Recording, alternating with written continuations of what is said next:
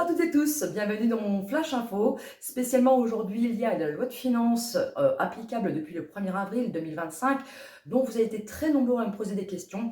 On entend tout et son contraire. Donc aujourd'hui, je vous fais un petit récap en 4 points principaux. C'est parti!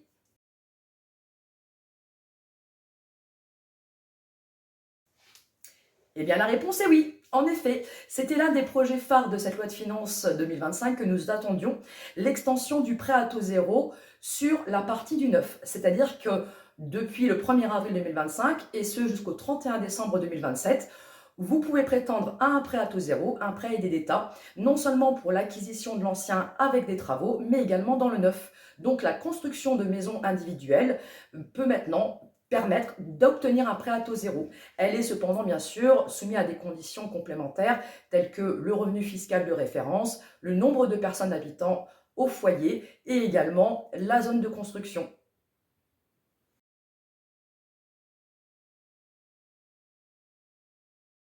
La réponse est faux. En effet, on appelle souvent cela les frais de notaire, ce qui n'est pas tout à fait correct. Il s'agit surtout des frais de mutation à titre onéreux qui ont augmenté de 0,5 points dans une limite maximum de 5% en fonction du prix de votre acquisition.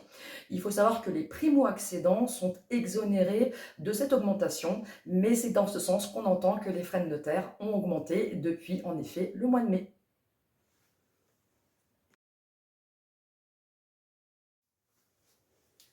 La réponse est vraie. En effet, si vous souhaitez aider un enfant, un petit enfant, dans le cadre de l'acquisition, de la construction ou de travaux de rénovation énergétique pour leur futur projet immobilier, vous avez droit de donner jusqu'à 100 000 euros par donateur, exonéré de droits de mutation.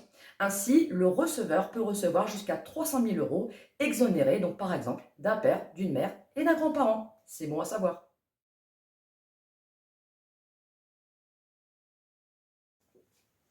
La réponse est fausse, hélas. En effet, quand vous souhaitez revendre un bien que vous mettiez en location LMNP, location meublée non professionnelle, l'imposition va évoluer en réintégrant la partie comptable de l'amortissement des revenus locatifs qui intégreront l'assiette du calcul de l'imposition.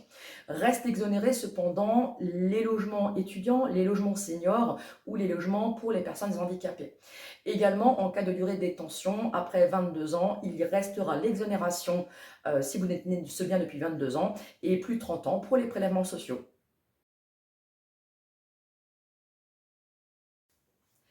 J'espère avoir pu répondre à vos principales interrogations concernant ces modifications de la loi de finances depuis le 1er avril 2025 et je vous dis à très vite pour de nouvelles informations. Ciao ciao!